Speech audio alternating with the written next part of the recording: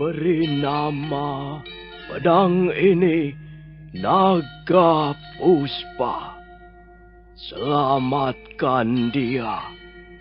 Jangan sampai jatuh ke tangan pendekar berwatak jahat.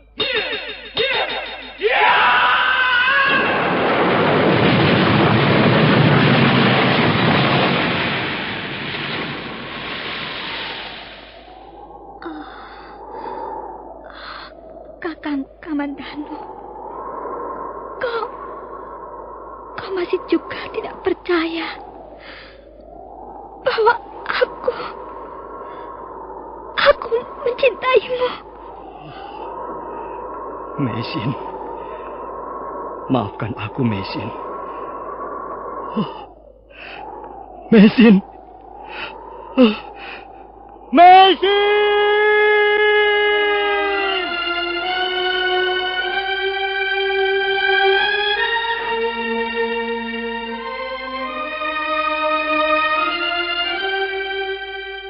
Tutur Tinula.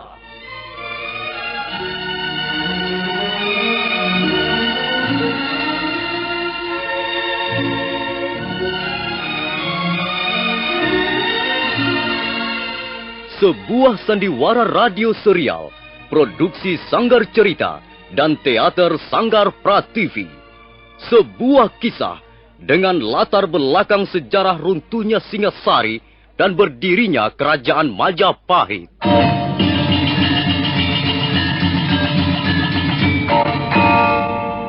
Sandiwara ini didukung oleh pemain-pemain radio yang sudah ternama. Ferry Fadli, Ivone Rose, dan Eli Ermawati.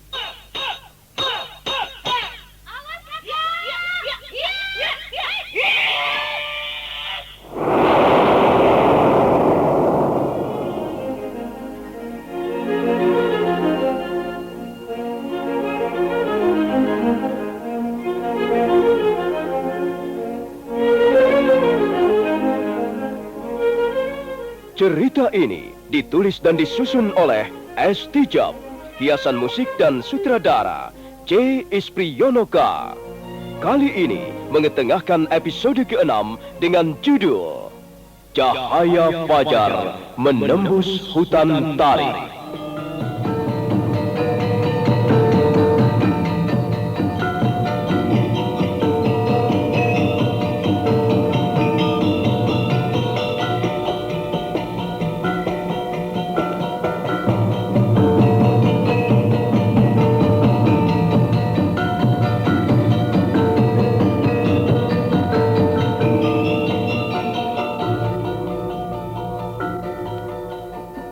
Dalam seri ke-173 ini didukung oleh para pemain Ferry Fadli sebagai Arya Kamandanu, Rio sebagai Panji Ketawang, Anas Sambayon sebagai Nini Ragarunting, dan Asdi Suhastra pembawa cerita.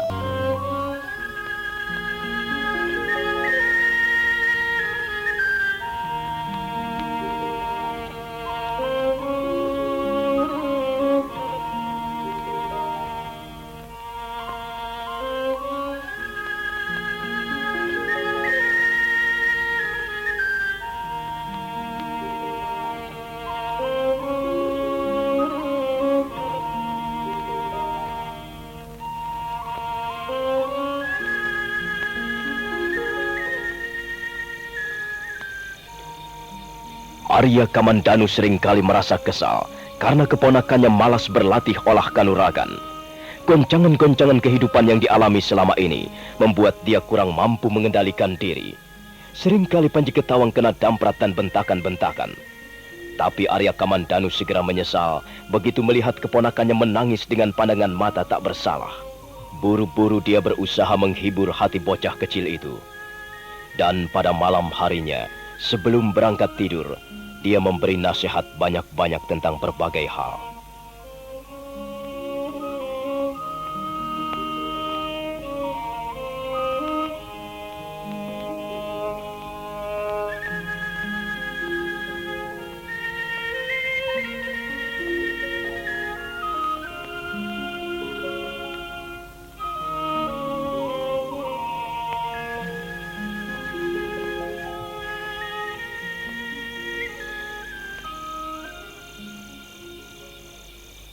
Kau harus percaya, Panji. Ilmu kanuragan itu penting, bukan untuk mencari musuh. Sebab kadangkala kita dipaksa untuk melakukan kekerasan yang sebenarnya tidak kita inginkan. Di dunia ini ada banyak ragam manusia. Mereka ada yang berwatak baik, tapi tidak sedikit yang mempunyai watak jahat. Suatu ketika barangkali kita akan bertemu dengan orang-orang yang berwatak jahat, yang bermaksud mencelakakan diri kita. Pada saat itulah, ilmu kanuragan akan sangat berguna. Setidak-tidaknya untuk menyelamatkan diri kita dari ancaman bahaya. Kau mengerti bukan apa yang kumaksudkan? Panji? Hei, Panji. Dasar bocah gendeng. Diberi nasihat malah tidur. Hei, kau belum tidur ya? Panji? Kenapa kau menangis? Ada apa? Paman, saya minta maaf, Paman. Saya seringkali membuat Paman Arya Kamandanu kesal. Sudahlah, kau tidak perlu menangis. Sudah berapa kali Paman berkata padamu, kau jadi laki-laki jangan gampang mengeluarkan air mata. Kalau kau gampang menangis, berarti jiwamu lemah. Dan kalau laki-laki berjiwa lemah, maka dia tidak akan dihargai teman-temannya. Sudahlah, tidak perlu menangis. Paman tidak apa-apa kok. Kau tidak perlu minta maaf. Paman, sampai kapan kita akan tinggal di tempat ini? Kenapa kau tanyakan itu? Saya kangen sama Bapak dan Ibu. Panji, rupanya kau belum tahu apa yang telah terjadi atas diri orang tuamu. Kau memang belum tahu. Kau masih terlalu kecil untuk tahu. Iya, apa yang harus kukatakan? Dia tidak akan bisa mengerti. Dia masih terlalu kecil untuk mengerti. Kasihan kau, Panji. Paman, apakah saya masih akan bisa bertemu dengan Bapak dan Ibu, Paman? Apa, Panji? Apa yang baru saja kau katakan tadi? Apakah saya masih bisa bertemu dengan Bapak dan Ibu saya, Paman? Di mana sekarang ini mereka berada, Paman? Panji, sudahlah. Kau tidak perlu berpikir macam-macam. Kan sudah ada Paman. Kau tidak senang ya hidup bersama Paman? Kau membenci Paman ya? Tidak, Paman. Bukan saya membenci Paman. Saya hanya kangen pada Bapak dan Ibu. Dengar, Panji. Kalau Panji selalu bertanya tentang Bapak dan Ibu, Paman jadi sedih. Kalau Paman terus-menerus sedih, Paman bisa sakit. Panji senang ya kalau Paman sakit? Sudahlah. Lebih baik kau tidur sekarang. Tidurlah. Paman akan menjagamu di sini. Tidur ya? Iya, Paman.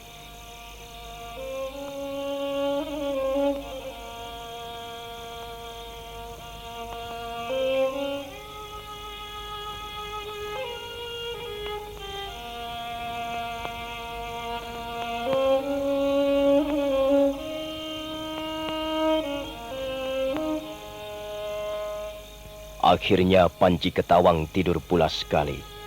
Dengan perasaan iba, Arya Kamandanu mengusap kepala bocah itu. Si bocah menggeliat dan membalikkan tubuhnya. Arya Kamandanu lalu menyelimuti tubuh keponakannya dengan sepotong kain yang sudah usang.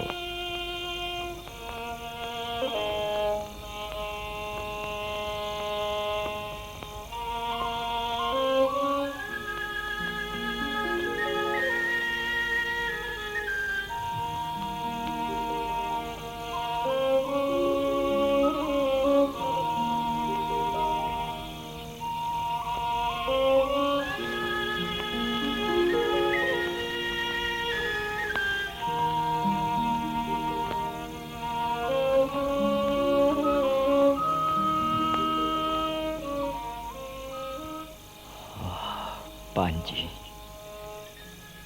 alangkah malangnya nasibmu. Dalam usia bocahmu kau sudah harus hidup dengan cara seperti ini. Kau sudah tidak mempunyai orang tua lagi.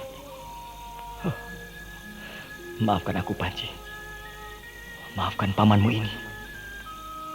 Aku seringkali berbuat kasar padamu. Kadangkala aku merasa malu sendiri. Aku malu berhadapan dengan jiwa bocahmu yang masih polos seperti kertas putih. Baiklah. Mulai sekarang aku berjanji tidak akan berbuat kasar lagi padamu. Aku sudah berjanji di depan ibumu sebelum ibumu meninggalkan dunia fana ini. Aku berjanji akan merawatmu dan memeliharamu dengan baik. Dan aku akan berusaha untuk menepati janjiku itu. Tangan Arya Kamandanu melayang menepuk seekor nyamuk besar yang hinggap di pipi keponakannya. Bocah kecil itu terkejut sebentar, kemudian tidur lagi. Arya Kamandanu lalu bangkit. Mendadak telinganya yang peka menangkap desir suara yang mencurigakan di halaman gubuknya. Aku mendengar suara langkah-langkah. Jelas sekali bahwa langkah-langkah itu adalah langkah-langkah kaki manusia. Kalau tidak salah, arahnya di pojok halaman sana, di sebelah selatan. Mau apa orang itu malam-malam datang kemari?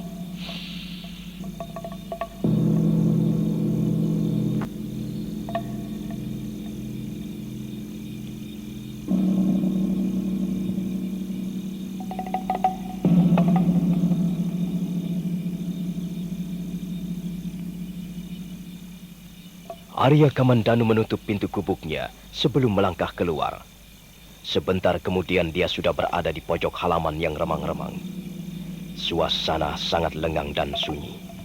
Sementara di atas langit penuh bertaburan bintang gemintang. Cahaya bulan menerangi bukit-bukit kecil yang bertebaran di sekitar lereng Gunung Arjuno. Arya Kamandanu tersentak. Jantungnya seolah-olah berhenti berdenyut. Tiba-tiba saja dia melihat sesosok tubuh manusia di hadapannya. Manusia itu jelas adalah seorang perempuan. Dia duduk dengan tenangnya, bersila di atas sebongkah batu karang. Arya Kamandanu sudah akan melangkah, tapi segera dia mengurungkan niatnya begitu mendengar sebuah kidungan. Kidungan itu bernada sangat sendu. Iramanya mengalun sedih dan memancarkan kasih sayang seorang ibu sejati.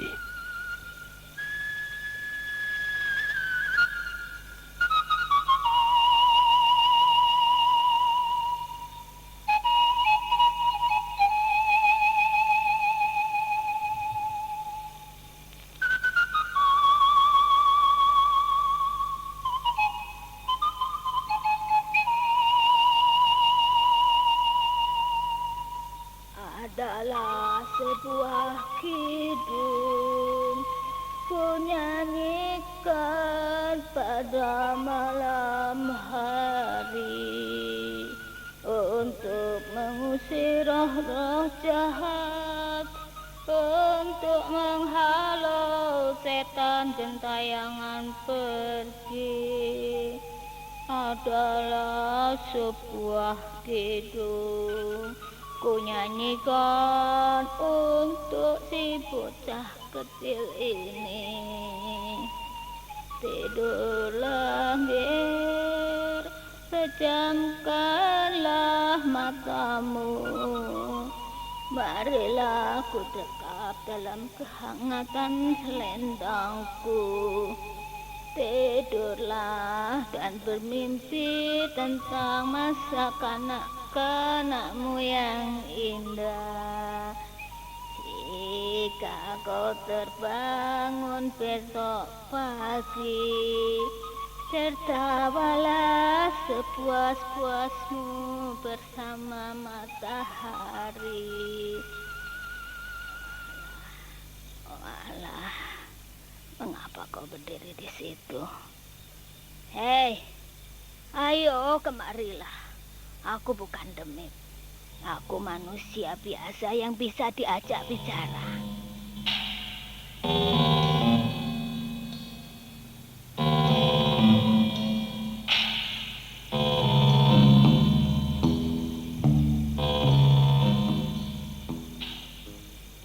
Aku hanya ingin tahu, siapa kau ini sebenarnya?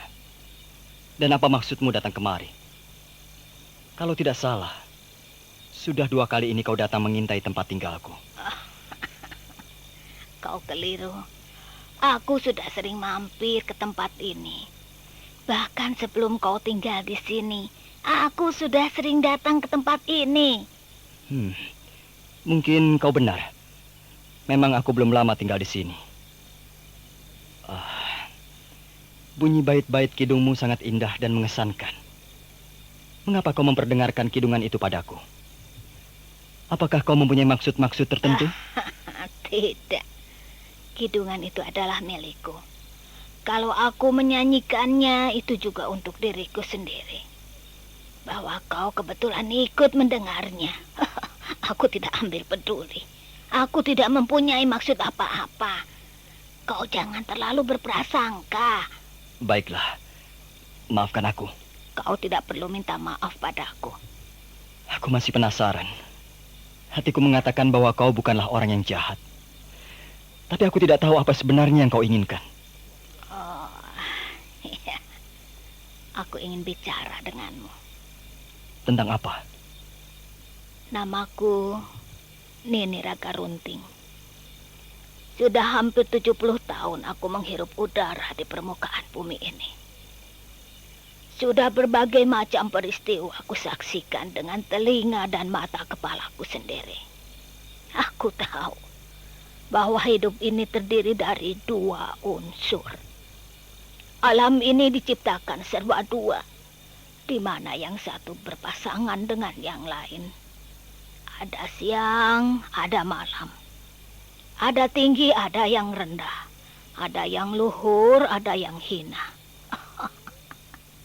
Aku tahu. Akhirnya suatu ketika seorang laki-laki harus mengawini seorang wanita. Mereka lalu hidup berpasangan sebagai suami istri. Mereka lalu berusaha saling membahagiakan, saling mengisi. Tapi biasanya laki-laki lalu berbuat tidak adil. Dia selalu meminta lebih banyak dari apa yang sepantasnya diterimanya. Dan si wanita selalu menjadi korban karenanya. Oh, di dunia ini banyak sekali wanita yang hidup menderita. Hidup terlunta-lunta gara-gara sifat dan watak laki-laki yang ingin menang sendiri. Bagaimana pendapatmu? Kau bicara tentang keadilan. Tapi kukira pendapatmu itu pun tidak adil. Kukira tidak semua laki-laki seperti itu. Bagaimana dengan kau sendiri? Aku? Ya, Apa maksudmu? apakah kau cukup berlaku adil terhadap istrimu? Dari mana kau tahu bahwa aku sudah punya istri? Aku tidak mengatakan bahwa kau punya istri. Kukira sebaiknya kau tidak pernah punya istri. Kau tidak patut hidup berdampingan dengan seorang wanita. Kau jangan mudah menilai seseorang. Kukira kau adalah seorang wanita tua yang kurang bijak. Kita belum saling mengenal. Kau belum tahu siapa diriku. Kau keliru, anak muda. Aku tahu siapa dirimu. Bukankah kau Arya Kamandanu, anaknya Empu Hanggareksa dari desa Kurawan?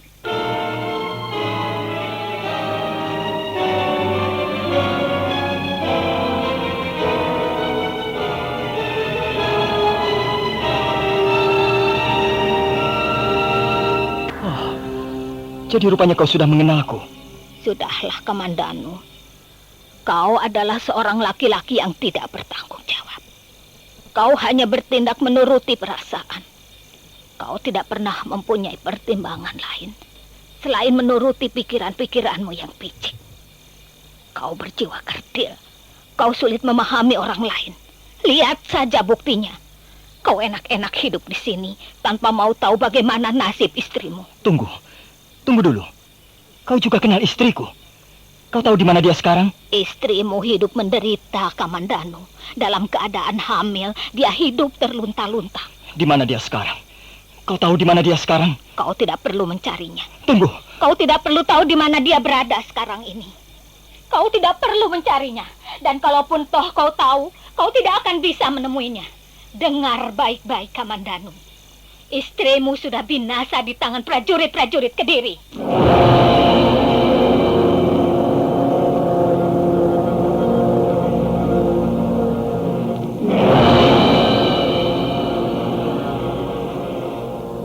Bohong, dusta, aku tidak percaya.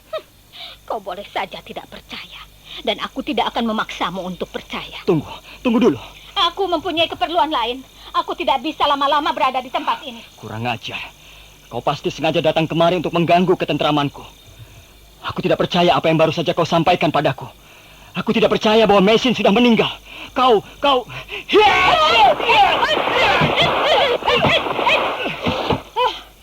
Mengapa kau tiba-tiba menyerangku?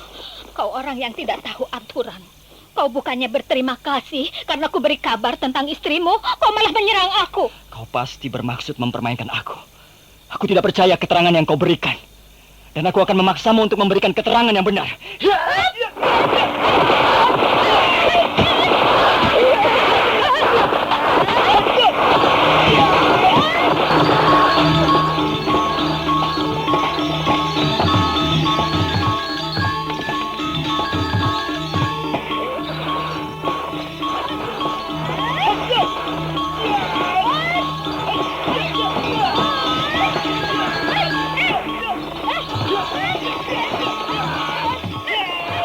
Arya Kamandanu ingin segera bisa memenangkan pertarungan. Karena itu dia menggunakan Aji Seibi Angin untuk melampaui jurus-jurus ilmu kanuragan naga puspa tahap kedua. Tapi dia menjadi heran seketika. Perempuan tua yang menjadi lawannya ternyata mampu mengimbangi kemampuan ilmunya. Bahkan nampaknya lawannya itu masih berada di atas angin. Jurus-jurusnya, baik jurus pertahanan maupun jurus yang bersifat menyerang, sangat aneh bentuknya. Arya Kamandanu menjadi kesal.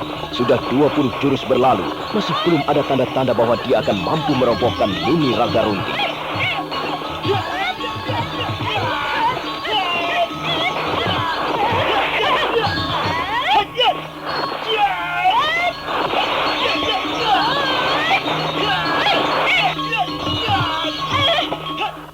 Nah, Arya Kamandanu, aku tidak bisa lama-lama melayanimu.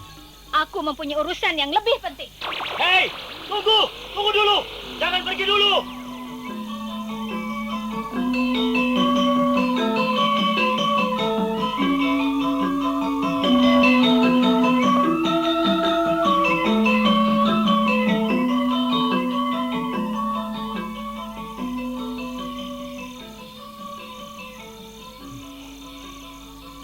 Apa benar yang dikatakan perempuan tua itu?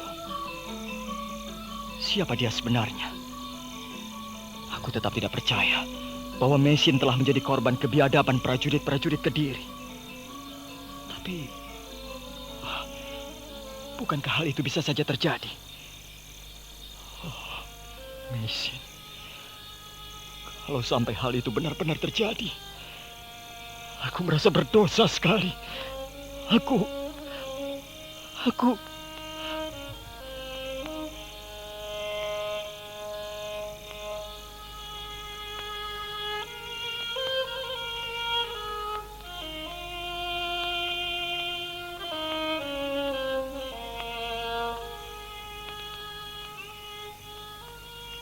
Arya Kamandanu masih berdiri termangu di sudut halaman yang remang-remang. Matanya terus menatap ke arah kegelapan, di mana perempuan itu tadi lenyap.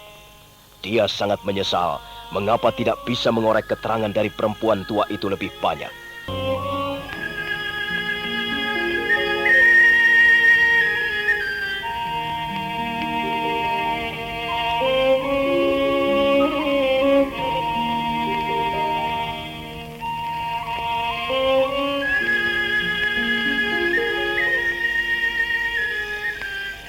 Untuk sesaat lamanya, Arya Kamandanu masih berdiri termangu di sudut halaman. Walaupun dia tidak begitu percaya berita yang disampaikan perempuan tua itu, namun hatinya berdebar juga. Sungguh-sungguh akan terasa berat jika harus menerima kenyataan bahwa Meisin sudah tak ada lagi. Dia sebenarnya sangat mencintai wanita itu, yang sekarang ini sudah menjadi istrinya. Kalau toh dia tidak menunjukkan perasaan cintanya kepada Meisin, hal itu karena dia merasa telah dikecewakan. Hatinya telah patah arang. Rasa kecewa itu bagaikan ujung sebilah pisau yang telah menikam dan merobek-robek jantungnya. Tapi setiap kali dia ingat bahwa sebenarnya Meisin tidak bersalah, maka dia tidak bisa berbuat apa-apa selain meratapi nasibnya sendiri. Malam semakin larut. Sekali waktu bulan tenggelam di balik awan. Kabut pegunungan yang dingin mulai turun perlahan-lahan ketika Arya Kamandanu melangkah menuju gubuknya.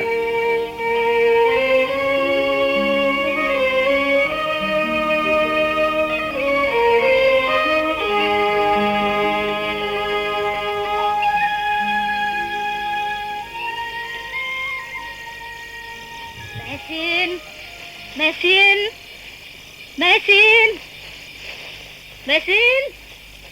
Oh, sepertinya telah terjadi perkelahian sengit di tempat ini. Oh, nah itu, ada sosok tubuh tergeletak di atas rumput.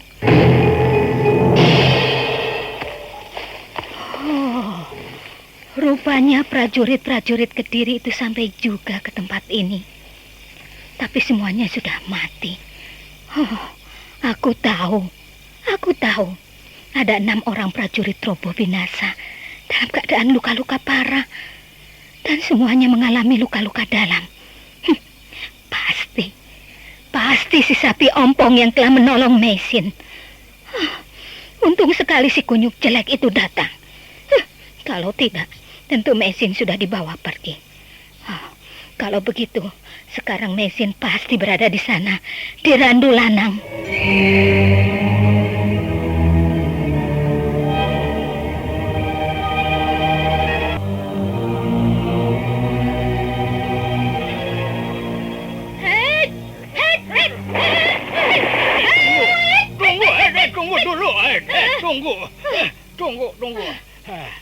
Tunggu dulu, Kambing Peot. Sabar. Apa? Sabar.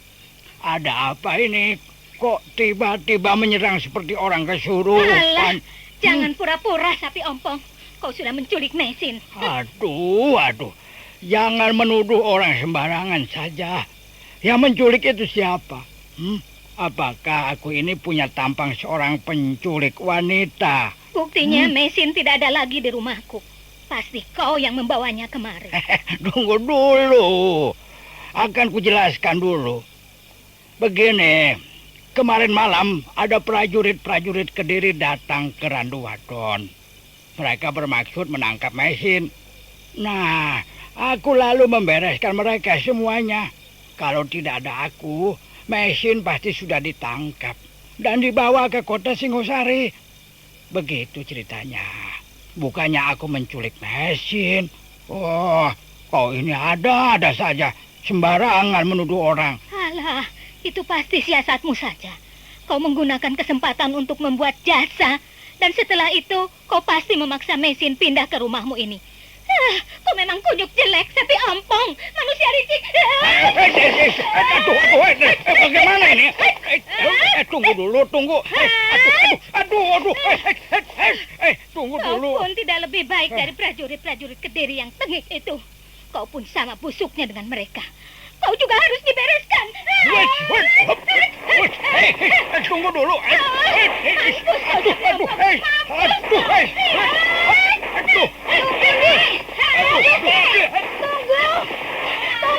Hentikan. Jangan teruskan. Jangan.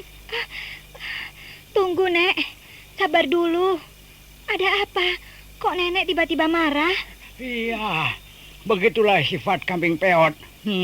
Ya, selalu saya salah paham. Dia tidak pernah mengerti persoalan. Tutup mulutmu, sapi ompong.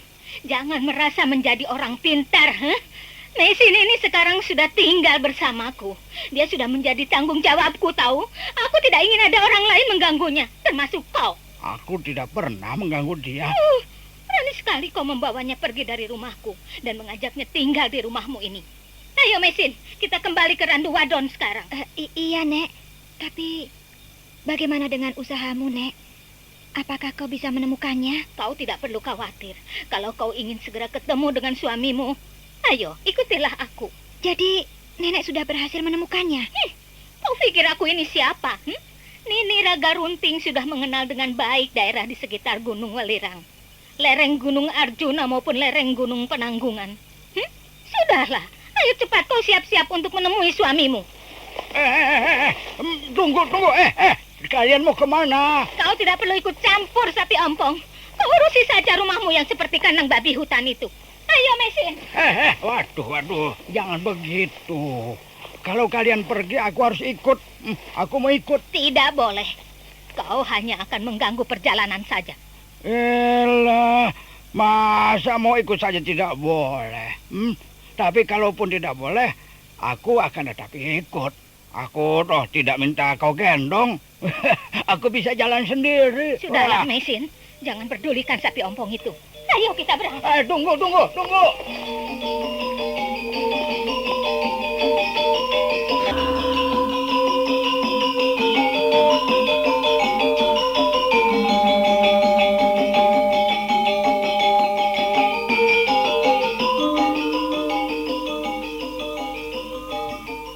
Seperti biasanya, lereng Gunung Arjuna diselimuti kabut tipis.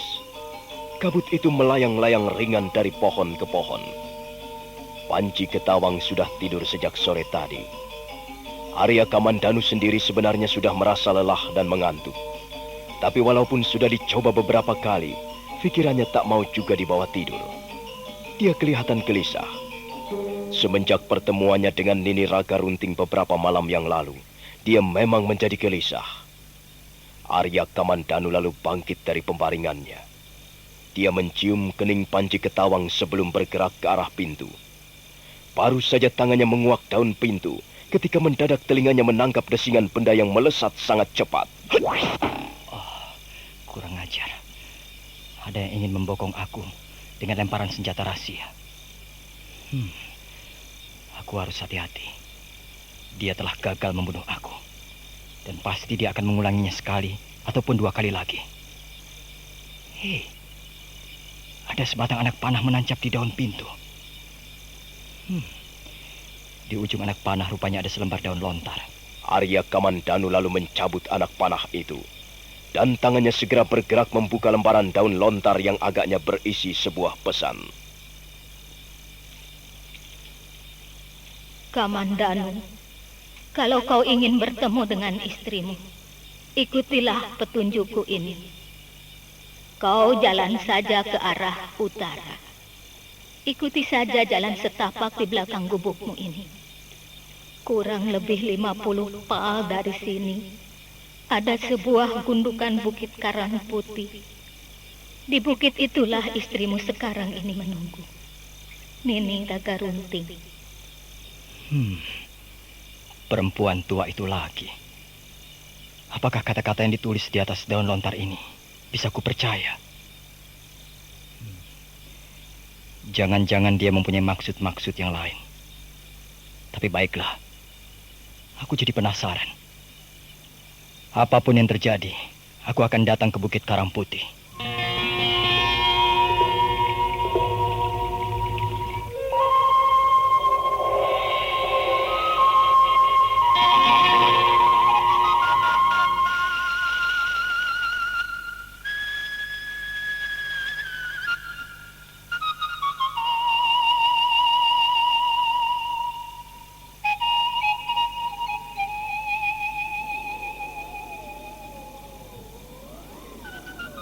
Adalah sebuah kidung ku nyanyikan pada malam hari. Iramanya menembus kabut dan hinggap di pucuk-pucuk janji. Dari sana ia melayang turun, menjagai rumah-rumah. Seorang bocah terpesona dan seketika diam dari tangisnya. Sebuah kidung terdengar mengisi separuh malam ini. Suaranya bagaikan datang dari balik rahasia kegaiban. Dan jika dia datang lagi malam ini, dia akan datang dengan payung kedamaian dan selimut-selimut ketentraman. Bagus. Akhirnya kau datang juga, Kamandanu. Aku datang untuk memenuhi pesan yang kau sampaikan melalui daun lontar itu. Jadi kau menaruh kepercayaan juga padaku. Semula aku ragu-ragu. Tapi ada baiknya aku datang ke tempat ini. Aku ingin memperoleh kepastian tentang istriku. Jadi kau masih merasa mempunyai seorang istri? Mesin adalah istriku. Kami dikawinkan secara sah menurut hukum-hukum adat dan hukum-hukum agama yang berlaku. Kau tidak punya malu. Selama ini kau telah menyia-nyiakan istrimu, sehingga hidupnya terlunta-lunta. Kalau saja aku tidak segera datang menolongnya, barangkali prajurit-prajurit Kediri sudah membunuhnya beramai-ramai. Kalau begitu aku wajib berterima kasih kepadamu. Sudahlah, sudah.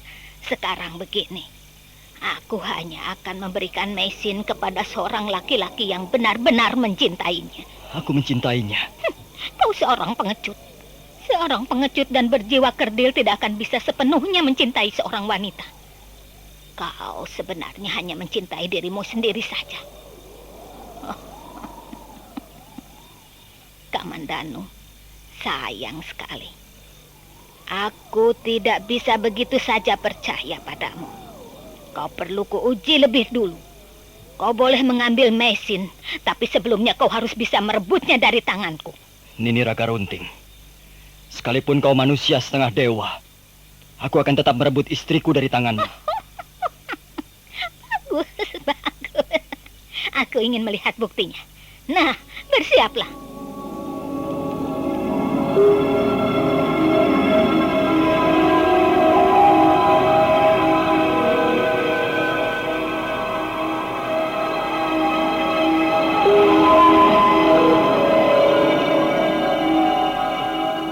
Nini Raka Runting kemudian nampak mengurai selendangnya yang berwarna kuning.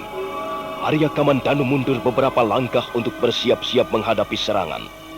Dia tahu perempuan tua yang kini sedang mempersiapkan jurusnya adalah seorang pendekar pilih tanding. Karena itu dia merasa perlu untuk menggunakan aji seipi angin.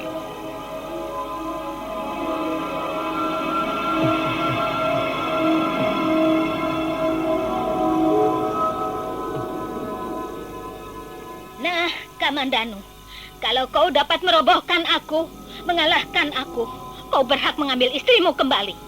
Tapi sebaliknya, kalau kau dapat kurobohkan, maka jangan harap kau akan dapat bersatu lagi dengan Mesin.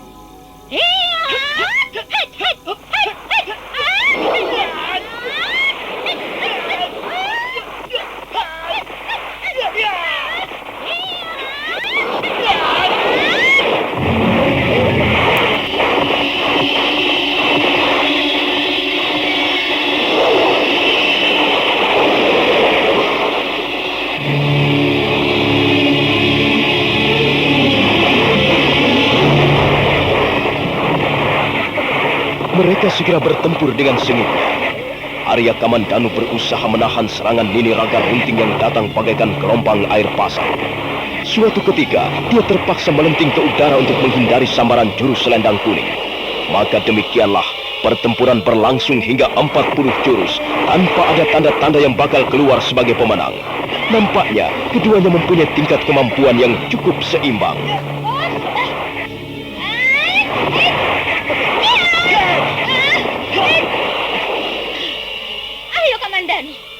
Kau belum bisa merobohkan aku. Kau juga belum bisa merobohkan aku, Nini Raka Runting. Kalau begitu, pertarungan ini akan kita teruskan sampai salah satu di antaranya roboh. Mengapa kau tidak mengalah saja, Nini Raka Runting? Mengapa kita harus membuang waktu dan membuang tenaga percuma? Apa? Membuang waktu dan membuang tenaga percuma? Kamandanu, pertarungan ini adalah demi mempertahankan harga dirimu sebagai seorang laki-laki dan harga diri istrimu sebagai seorang wanita. Kau jangan menganggap pertarungan ini sepele. Tapi, Nini Raka Runting... Cukup. Kau tidak usah bicara apa-apa lagi. Sekarang bersiaplah untuk menghadapi jurus yang berikutnya. Aku tahu kau mempunyai aji seipi angin. Tapi percayalah, Kamandanu, aji seipi anginmu itu tidak banyak berguna untuk menghadapi serangan-seranganku berikut ini. Kau ingin melihat buktinya? Bersiaplah.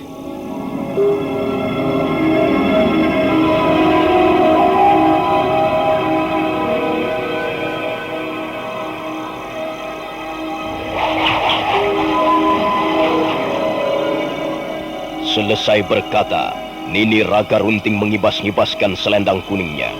Selendang itu kemudian diselempangkan di bahunya. Kedua belah tangannya memegang ujung selendang. Dan nampak dia seperti sedang menggendong seorang anak kecil. Ya, itulah jurus andalan yang dimilikinya, yang dinamakan jurus emban gendong momongan. Jurus ini kelihatannya sangat lemah, tapi sebenarnya mengandung kekuatan yang dahsyat sekali. Untuk sesaat lamanya, Arya Kamandanu terpaku melihat perempuan tua yang sepertinya bertingkah laku tidak wajar itu. Aneh sekali kelakuan perempuan tua itu. Tapi aku tahu apa yang sekarang sedang dilakukannya. Pasti dia sedang mempersiapkan jurus-jurus andalannya.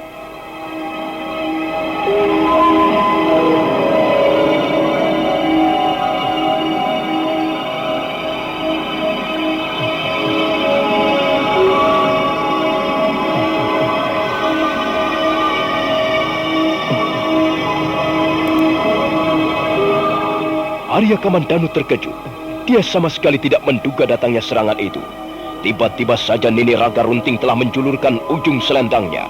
Tapi pada saat itulah sebuah bayangan berkelebat ringan dan...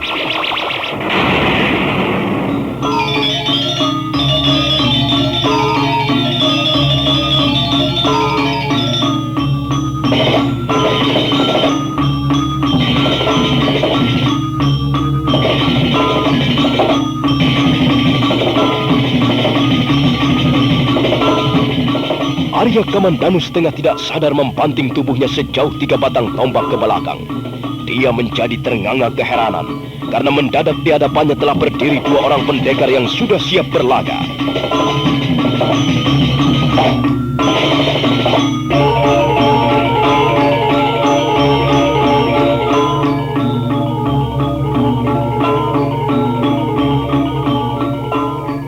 Nah, bagaimanakah kisah selanjutnya?